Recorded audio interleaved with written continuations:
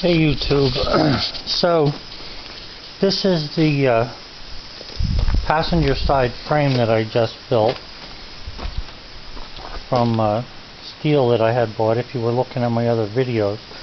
And if you look at it from here, you can see that, you know, it has some bends in it, and that matches the frame perfectly. The end of the frame up in this area right here is not parallel on the truck. In fact, this frame is not parallel on the truck anywhere. There's nowhere that the frame is parallel, which is weird, except for at some of the bends, which is not parallel but equal distance is where it bends. So in other words, where you see that first bend, which, let me see, I think it's, I'm not good at this, right about here I believe. That first bend, when you measure to the other side rail on the truck, it is a certain number. Again, it's not parallel, but at least you can use that as a reference. So that's what that channel looks like so far. Now, at this end of it here, I'm probably going to have to cut some kind of a small angle to attach it to another piece of channel yet that I want to add to this. Because right now I go to about right here, so I'm going to be able to, you know, add on to that and take that channel up to where you see that double channel there. It's a box channel, so that would make it actually strung from one end to the other. So I'm going to start working on this other side, welding it together, and I'll go from there. In case you're wondering, I used this self-etching primer to prime it. Got this at, yeah, you got it. Anyway, that's where I'm at so far, and I'll let you know when I get further.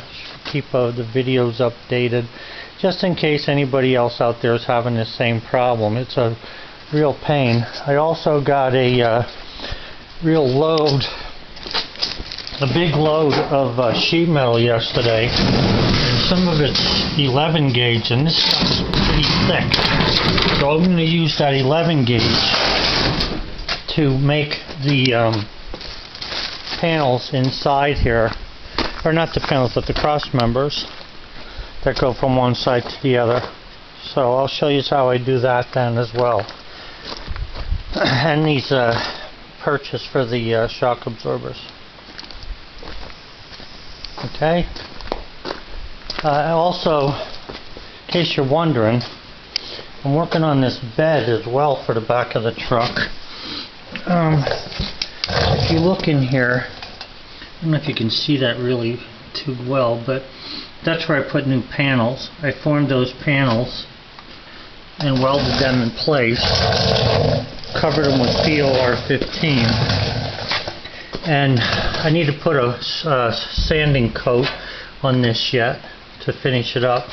I also replaced these panels. I formed these as well on this English wheel that I bought at Grizzly, which is fairly cheap, but the size of the wheels were perfect to make this flange that goes on here. So I was happy to see that. Also made a new bracket. These brackets were rusted out, and you can see in here where I also replaced that panel. Now before I'm done, I'll wipe all this dust out of here. There's POR 15 on there, and I'll put seam sealer on these seals, or these seams here yet.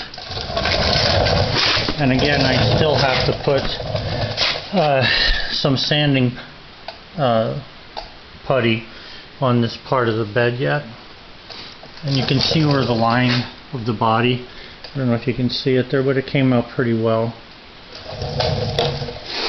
The bed had a couple bumps and nicks in it. I mean the tailgate, so I'm working on that. Okay, so that's about as far as it goes for now. All she is a white GMC that's barely been touched. I wax it once a year.